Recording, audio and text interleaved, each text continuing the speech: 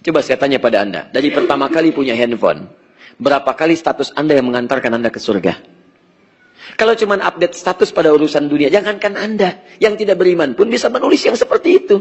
Apa bedanya Anda dengan yang lainnya? Setiap aktivitas Anda, usahakan ada hasanah di dalamnya.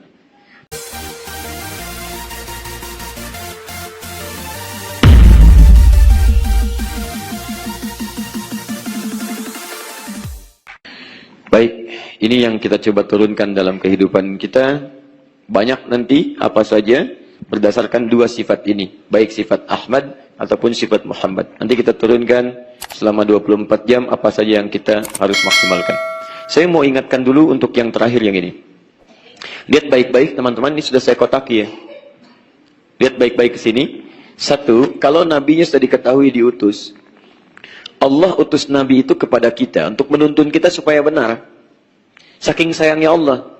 Kalau Allah tidak sayang, dibiarkan saja kita. Kasih perintah, ayo kerjakan masing-masing. Tapi kan belum tentu semuanya benar. Makanya diutus oleh Allah seorang nabi dan rasul untuk menuntun kita supaya benar. Jangan jadi orang aneh. Orang aneh itu sudah rasulnya diutus, gak mau diikutin.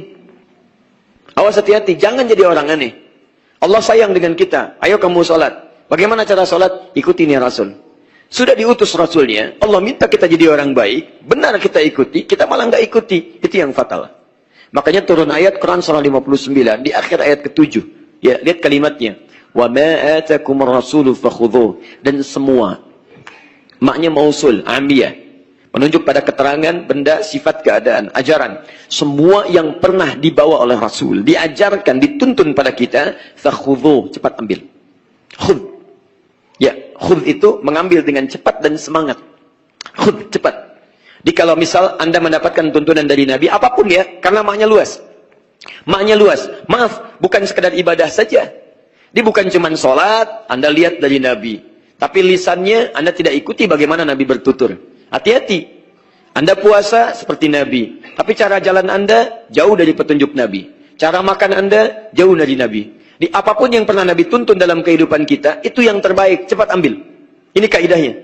Jadi kalau Anda belajar di sekolah, diajarkan, begini caranya bersikap. Kata Nabi, begini caranya bersikap. Yang dari Nabi, itu yang kita ambil. Paham ya? Nah, apa yang bisa kita hasilkan dari sini, ini yang mau saya sampaikan, dan kita langsung masuk kepada materi intinya. Lihat baik-baik yang ini. Saya kotak lagi yang tengah. Ustaz, banyak itu kan kalau dibayangkan saja, kadang tidak terbayangkan. Bagaimana kalau kita kemudian detilkan yang banyak itu supaya jelas jadi tuntunan kehidupan yang bisa kita terapkan. Maka dilukiskan oleh Quran dengan kalimat yang sangat ringkas. Lihat kalimatnya. Laqad kana lakum fi Rasulillahi uswatun hasanah. Uswah begini. Ini teman-teman, ini yang harus diikuti. Dan hasanah. Ini saya garis bawah ya. Ini hal yang diikutinya. Ini salah satu konsekuensi yang kita dapatkan di samping yang lainnya.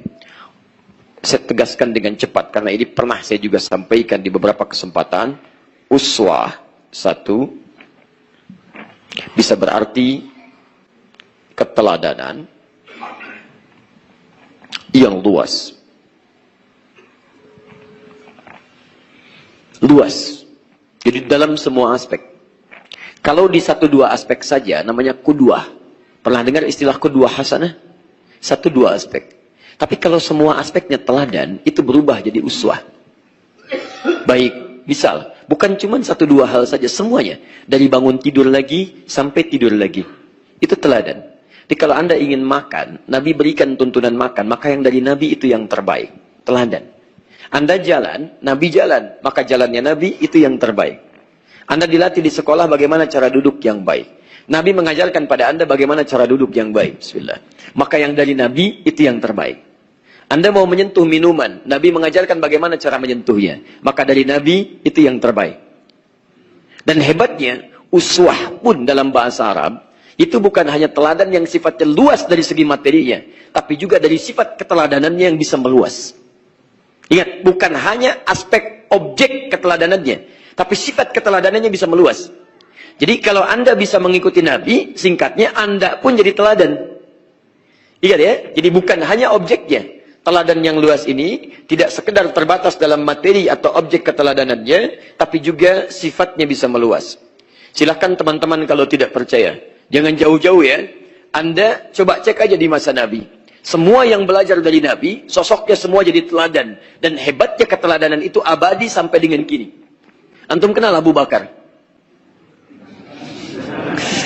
Heran dari semalam, itu luar biasa. Ayo kenal di mana Abu Bakar? Allahu Akbar. Tahajud boleh, tapi realistis lah dengan situasi.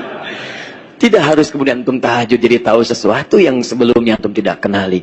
Tapi agak lumayan lah daripada semalam kenal setan. Aduh, malam itu ada yang jadi Rasul. Siapa yang Rasul? Saya, Masya Allah. Baik, sekarang Abu Bakar. Abu Bakar itu Masya Allah, orangnya baik. Tapi kebaikannya jadi lebih ketika kenal dengan Nabi. Diikuti Nabi. Ya, semuanya. Uthman bin Affan, Umar bin Khattab, Ali bin Abi Thalib radhiyallahu ta'ala anhum jami'an, dan semua sahabat dan semua profesi yang mereka miliki. Silahkan teman-teman cek. Pebisnis sebelum kenal dengan Nabi dan mengikuti teladan Nabi itu biasa-biasa saja. Ada yang kayaknya biasa.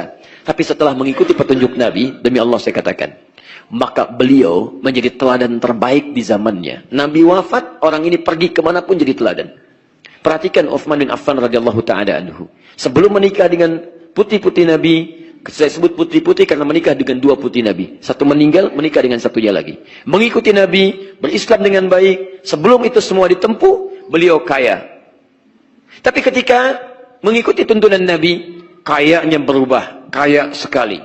Kemudian jadi orang yang paling baik. Sampai-sampai orangnya tawadhu. Sampai-sampai sangat dermawan. Sampai-sampai sangat pemalu. Kata Nabi, malaikat Jibril pun kalau turun, itu akan malu terhadap akhlaknya Uthman. Luar biasa. Dan hebatnya, luar biasa. Yang sebelumnya, siang beraktivitas, malam istirahat. Kata Imam An-Nawawi, nilai sedekahnya sampai sekarang masih ada. Abdurrahman bin Auf, orang kaya juga. Kapaknya terbuat dari emas. Setelah kemudian mengikuti tuntunan Nabi. Tambah kaya lagi. Semua. Tamim Ad-Dari, Abu Darda, macam-macam. Ini teman-teman sekalian, kalau antum kemudian apapun profesinya, mengikuti keteladanan dari Nabi, maka anda pun akan jadi teladan di zamannya. Otomatis. Silakan cek, Nabi meninggal, sahabat muncul. Sahabat mengajar, muncul tabi'in. Muncul para imam, dan sebagainya. Maaf, Imam Asy-Syafi'i, kita nggak pernah bertemu. Imam Ahmad bin Hanbal, Imam Malik, Imam Abu Hanifah, semua imam ini nggak pernah ketemu Nabi. Imam Asy-Syafi'i lahir 150 Hijrah. 140 tahun setelah Nabi wafat. Sallallahu alaihi wasallam. Tapi mohon maaf, bukankah sampai sekarang kita masih meneladani ketungguhan Imam Asy-Syafi'i? Kita meneladani akhlaknya Imam Malik, akhlaknya Imam Abu Hanifah, bagaimana tentang Imam Ahmad bin Hanbal? Kita nggak pernah kenal, tapi kok namanya harum sampai dengan sekarang? Meneladani Nabi sallallahu alaihi wasallam. Bahkan ulama-ulama kita sampai sekarang, begitu ikut petunjuk Nabi, jadi teladan dalam kehidupannya. Nah, karena itulah teman-teman sekalian, kalau anda tertarik untuk mengambil semua dari Nabi, maka ini aspeknya. Anda ikuti Nabi, anda jadi teladan dalam kehidupan. Bahkan mohon maaf, lihat ini. Hasanah. Hasanah itu segala yang melahirkan pahala. Ya, hasanah. Sifat ibadahnya disebut dengan ihsan. Kadang menjadi nama orang. Ihsan, hasan, kan? Kemudian hasanah. Hasanah itu sifatnya. Sifat kebaikan yang menjadi pahala. Maksudnya begini. Saya mau minum. Dan ada teman saya yang mau minum. Gelasnya sama, volume airnya sama, isinya sama. Si fulan minum, saya minum. Saya minum mengikuti cara Nabi, yang ini minum dengan minum biasa. Perhatikan baik-baik ya. Kami minum di gelas yang sama, dengan volume air yang sama. Fungsi minuman menghilangkan haus. Jadi kalau kami minum, itu sama-sama hausnya hilang. Tidak ada bedanya. Tapi apa perbedaan yang pertama mengikuti Nabi dengan yang kedua? Perhatikan. Begitu saya mau ambil, saya ambil dengan tangan kanan, saya ucapkan Bismillah. Paling ringan. Kalau agak mau panjang, kata Imam Al-Bukhari, Bismillahirrahmanirrahim. Begitu saya ambil, saya ucapkan. Bisa, saya kasih contoh ya. Bisa, saya ambil, saya ucapkan Bismillah. Selain hausnya hilang, ada pahala melekat pada kalimat itu. Jadi ketika saya ambil, saya minum, saya ucapkan Bismillah, kalimat Bismillah itu menjadikan aktivitas kita mendapatkan pahala dari Allah Subhanahu wa Ta'ala. Jadi setiap aktivitas anda, kalau anda tujukan untuk mengikuti Nabi dalam kehidupan kita, maka mohon maaf, otomatis setiap aktivitas kita ada pahalanya. Ada pahalanya. Jalan, ada pahalanya. Minum, ada pahalanya. Bahkan tidur, ada pahalanya. Senyum, ada pahalanya. Ketawa, ada pahalanya. Saya tanya antum, sampai dengan subuh ini, dari sekian antum pernah ketawa, berapa yang ada pahalanya? Tuh, ketawa antum, ada pahalanya nggak? Hah? Coba lihat. Antum kerja bolak-balik, berangkat gelap, pulang gelap, berapa yang jadi pahala? Kalau cuma melangkah saja, mohon maaf, nggak ada bedanya dengan yang belum beriman. Yang belum beriman pun jalan juga. Yang belum beriman ke kantor juga. Kadang-kadang kan ke kantornya sama. Kantor antum dengan kantor dia, kerjanya di situ juga. Berangkatnya sama, bahkan bisnya sama, dijemput sama, waktu kerjanya sama, selesai kerjanya sama, bahkan gajinya pun sama. Kadang-kadang jabatannya pun sama. Apa yang membedakan? Kalau tidak ada bedanya, lantas kenapa antum kemudian mesti beriman kepada Allah? Di sini teman-teman sekalian perbedaannya. Begitu Anda ikuti, pahala dituliskan. Persoalan terbesarnya, Anda ini punya usia berapa sampai subuh ini? Berapa puluh tahun? Dari sekian puluh tahun hidup, berapa yang jadi pahala bagi kehidupan kita? Pahala itu kan bekal kita untuk pulang ke akhirat. Bekal pulang. Kalau dunia nggak akan pernah ikut.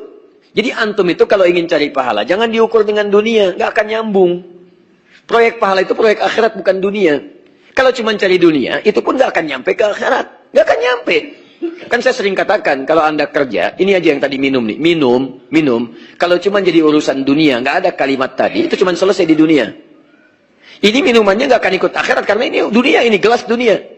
Di ketika kita ke akhirat, ini nggak akan ikut. Alam kuburannya nggak akan ikut. Ustadz, nanti tolong ya, kalau saya meninggal, saya ingin gelas ini menjadi saksi di hadapan Allah. Masih ada tulisannya akhir TV. Kalau saya meninggal, tolong kuburkan dengan gelas ini sekalian. Masya Allah. Nggak akan nyambung. Nggak akan ikut. Bahkan airnya keluar lagi. Masuk dalam keadaan baik, keluar dalam keadaan kotor. Apa yang ikut sampai ke akhirat? Kalimatnya, Bismillah, ikut. Handphone antum, nggak akan ikut. Ke alam kubur, nggak ikut. Apa yang ikut? Bismillah. Assalamualaikum. Tulis status yang baik. Hari ini waktu sholat kisaran Grand Syaran, subuh jam sekian, zuhur jam sekian, asar jam sekian, sampai dengan isyaknya. Begitu teman-teman antum lihat status Anda, terus 3 orang ingat waktu sholat, ingat sholat, dan dia sholat. Anda dapat pahalanya. Itu yang ikut. Handphonenya tidak. Tidak. Coba saya tanya pada Anda, dari pertama kali punya handphone, berapa kali status Anda yang mengantarkan Anda ke surga? Kalau cuma update status pada urusan dunia, jangankan Anda, yang tidak beriman pun bisa menulis yang seperti itu. Apa bedanya Anda dengan yang lainnya? Setiap aktivitas Anda, usahakan ada hasanah di dalamnya. Jangan cuma dituliskan. Stopan gede bage, macet. Masya Allah. Apa faedahnya? Cuma dilihat begini. Oh, sudah begitu aja.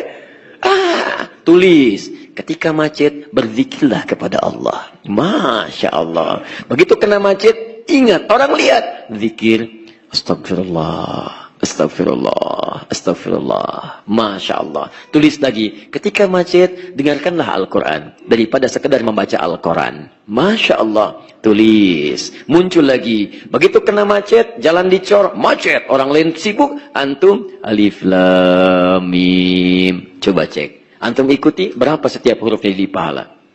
Jadi kalau visi ini hadir dalam kehidupan kita, coba cek. Kalau mau ke kantor ada berapa lampu merah. Kemudian Anda bikin kemudian visi kehidupan. Setiap lampu merah, hafalkan 1 ayat. Masya Allah, luar biasa. Saya ke kantor 5 lampu merah. Bolak-balik 10 lampu merah. Udah, setiap hari 1 ayat, hafalkan Quran. Begitu lampu merah pertama, hafalkan. Yang kedua, ulangi lagi. Ya, pertama dengarkan. Kedua, simak. Yang ketiga, ikuti. Keempat, ulangi. Kelima, murajaah. Pulang, diulang. Masya Allah, lancar antum. 30 kali berangkat, 30 kali antum 30 ayat hafal Al-Quran. Sehari 1 ayat kan gak banyak. Stopan pertama, alif lam mim, 1 ayat. Stopan kedua, nanti besoknya, dzalikal kitabu la raiba fihi hudal lil muttaqin. Kalau nggak percaya, terapkan hari ini. Demi Allah saya katakan, setiap hari minimal antum akan hafal 1 ayat. Demi Allah saya katakan, minimal dengan izin Allah bisa antum hafal. Ayo daripada enggak sama sekali, cari kebaikan-kebaikan. Ini hasanah.